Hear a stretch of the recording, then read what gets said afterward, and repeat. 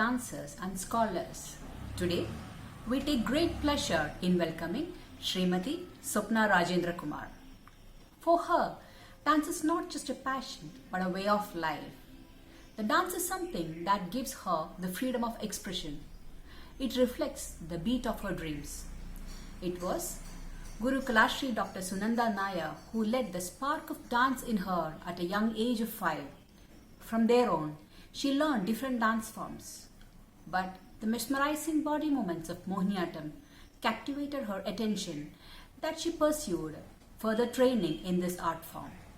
Currently, she is training under Padma Shri Srimati Kshemavathy ma'am for Mohiniyattam and under Kalashri Sri Kiran Subramaniam and Srimati Sandhya Subramaniam for Bharatanatyam. She performed in many distinguished stages including Konark Dance Festival, Guru Ayurutsavam, Natarani Festival, Brihad Natyanjali Festival, Kinkini Festival, Swaralaya, Milita Utsav, to name few. Her choreography, Sala Bhanjiga, a tale of a sculpture, was performed at many stages across Bangalore and Kerala and has been critically acclaimed. Ms. Swapna Rajendrakumar's cabinet of trophies is filled with many national and state level awards. Her national level awards include Nritya Shiromani, Nritya Vilasan, Sri Jayadeva Rashtriya Yuva Pratibha Puraskar, and her state level awards among many include Mahakavi Vallatol Award, Yuva Kala Shrestha Award, and Lasyangana Puraskar. Her eagerness to learn has taken her to pursue master's program in performing arts with specialization in Mohiniyattam from Rewa University in Bangalore. Nrityangana Institute of Performing Arts in Bangalore is a school she started to impart her artistry and aptitude in dance to the younger generation. We proudly present to you Srimati Swapna Rajendrakumar. Thank you. Shri Gurubhyo Namaha. Namaskaram. This is Swapna Rajendrakumar, a Mohiniyattam exponent from Bangalore. I would like to thank my dear friend Maithili Anu for organizing these wonderful talk series on Mohiniyattam and inviting me here to share my experience with Mohiniyattam. My journey with dance started at a very early age of 5. It was initially purely my mother's interest that prodded her to send me to a dance school. Being in a cosmopolitan city like Mumbai, I was exposed to a lot of other dance forms like Bharatanatyam, Kathak. My mother was fortunate enough to find a good guru, Dr. Sunanda Nair. My baby steps into the world of classical dance started with Bharatanatyam. As I look back to my initial years of training, today I have very fond memories, which initially started with a lot of bitterness. After school, when all my friends would go down to play, I was sent to my dance class. I was asked to dress up in a proper way with bindi, kajal, earrings. My hair was neatly tied up, and when I would go to class, we followed a particular discipline. We were asked to sit in Aramandalam. It initially started with tapping our feet in that posture, which used to be quite strenuous. But slowly it became a part of my life. And I lost a lot of my play time, but this became my play. This became my play area. Constraint of space, big or small, never mattered to us. I started looking forward to my classes because I had formed a small group of friends. And dance became more like a play for me. So I continued my training in Bharatanatyam up to the age of 15. My mother would take me to a lot of stage shows and performances like Arangetams. I would like to thank my mom for that. Over the years, I happened to see my guru perform Mohiniyattam. This was my first introduction to this dance form, Mohiniyattam. I don't know what attracted me to this dance. The costume was very simple, off-white with gold. I remember my guru had performed Omana Tingal Kidavo, and her abhinaya was so mesmerizing. I don't know if it was the abhinaya or the fluidity of the movements or the costume, what exactly that attracted me. But I think I found a very spontaneous connection with the dance. Maybe because I'm a Malayali. And then I expressed my interest for the first time to my mother that I want to learn this dance form. And I spoke about this to my guru, and she said the training is very rigorous. It looks very simple, but she didn't want me to have any traces of Bharatanatyam in this dance form. So I decided to discontinue with performing Bharatanatyam and focused completely in learning Mohiniyattam. And that's how my journey with Mohiniyattam started.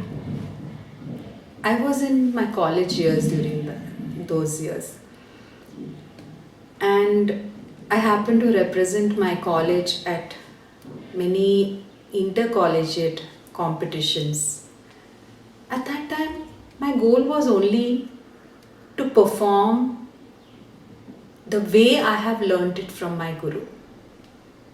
I was not aware of the banis that existed then.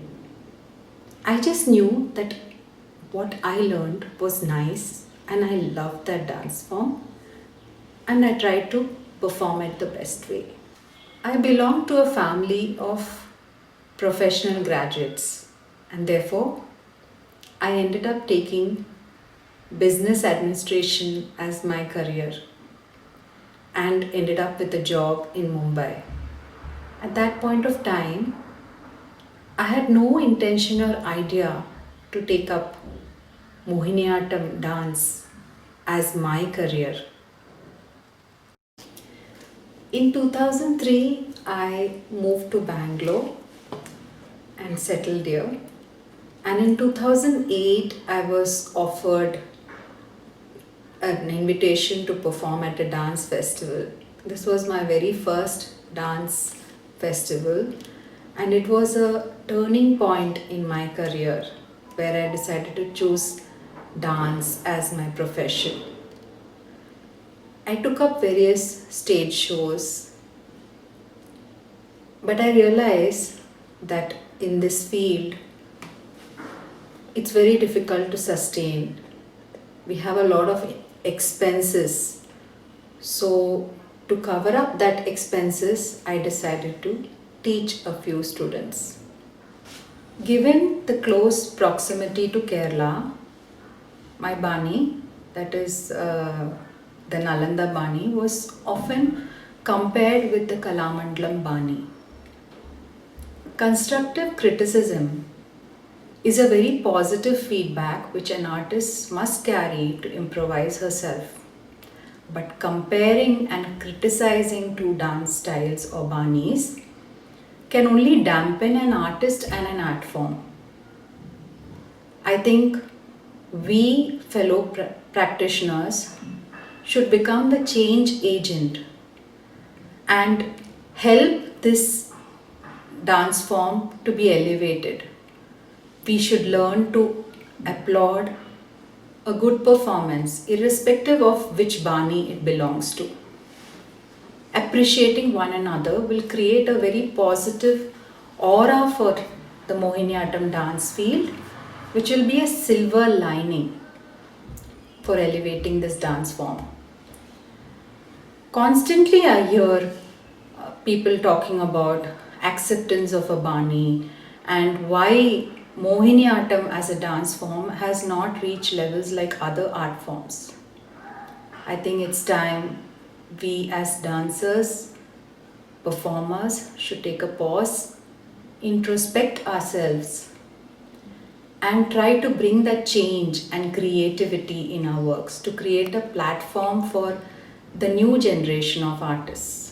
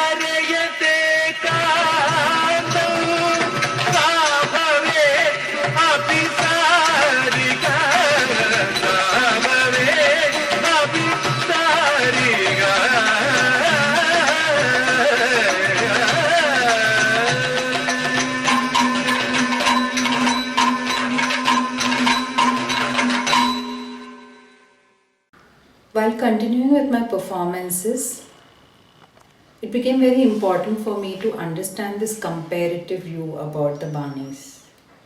My guru being abroad, it was very important for me to have someone locally who could guide me. And that's how I was led to my guru, Kalamandalam Kshemavathy teacher. I felt Kshemavathy teacher was the right person to make me understand the roots of Mohiniyattam, because she was one of the first students of Chinnamama, and I expressed my need to teach her to understand this art form from the basics, from the adavs of the Kalamandalam Bani. I started with my training with her. It took me months to understand the adavs, and I slowly proceeded into learning items. In one such experience, I met Dr. C.P. Unikrishnan sir at Kshemavathy teacher's residence, and teacher introduced me to him. C.P. Unikrishnan sir, as you all know, is a great scholar and writer and a Kathakali performer. So I expressed my need to teacher and to sir that I feel it's time I need to choreograph. I'm interested in choreographing something, and I was looking at some story at that point of time. And sir said, I have a very interesting concept, Salabanjiga. When I started with Salabanjiga, it was my first introduction to choreography, and I started understanding certain concepts of choreography. Till now, it was, for me, dance was just interpreting whatever was taught to be me by my guru. Now there came a big change. I started involving in concepts like how important it is to internalize a character, a story, and how important is music to a dance form. And this was my first attempt, and this was a thematic production and done in a group form.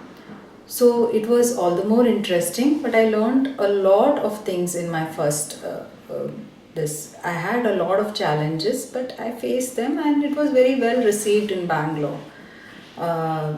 Concepts of lighting, everything was used.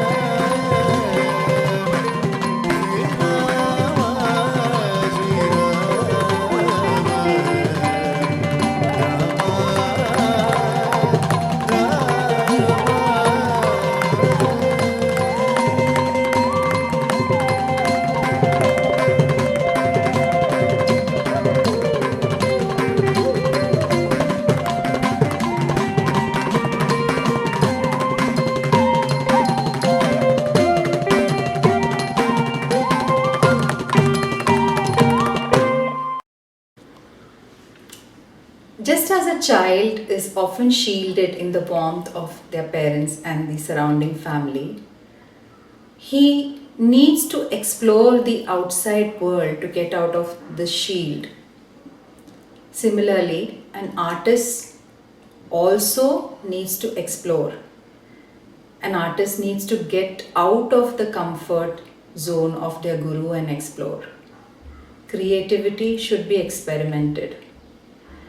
Your strengths, your success, your failures, your tastes of wins, these are all part of this journey of experiences.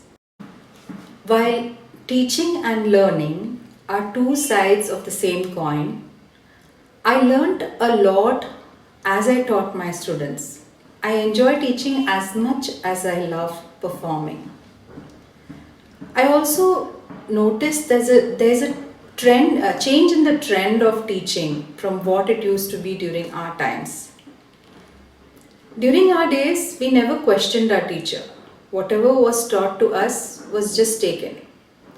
But nowadays, the moment a new concept is taught to a student, a list of questions pop up in their minds. And so it becomes equally important for the teacher to be well equipped to answer these questions.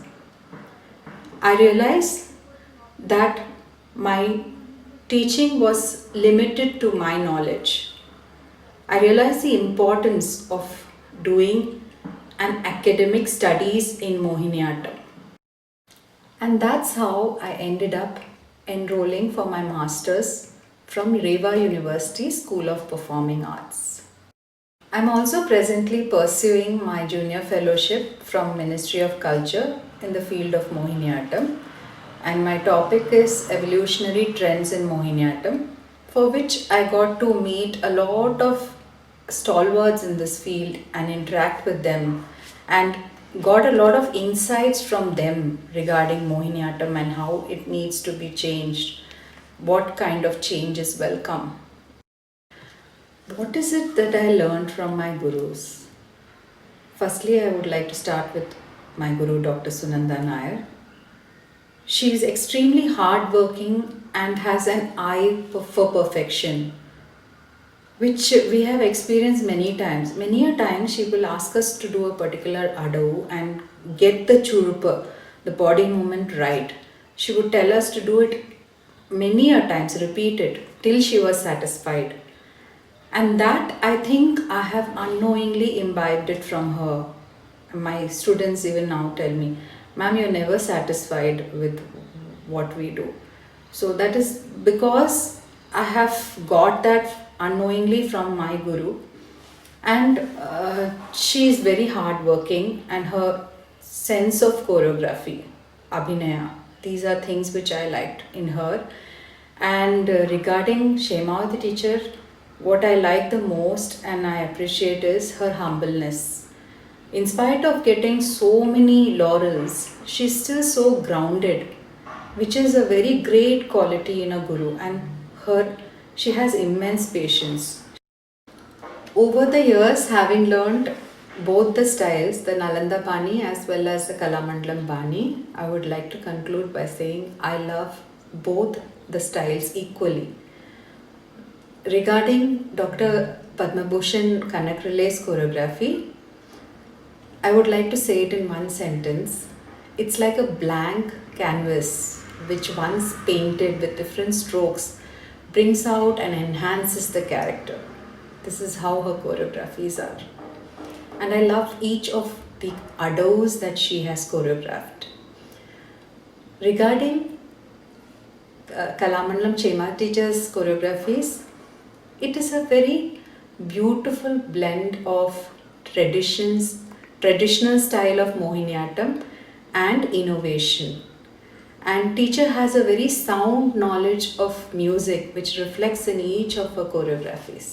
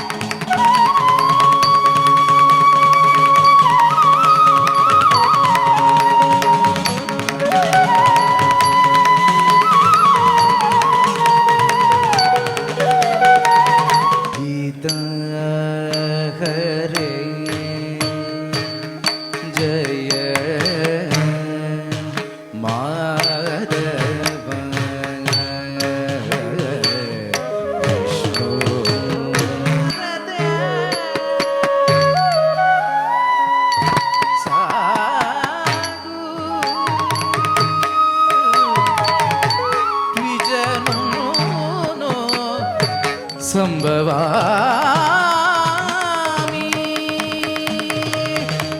Yuge Yuge.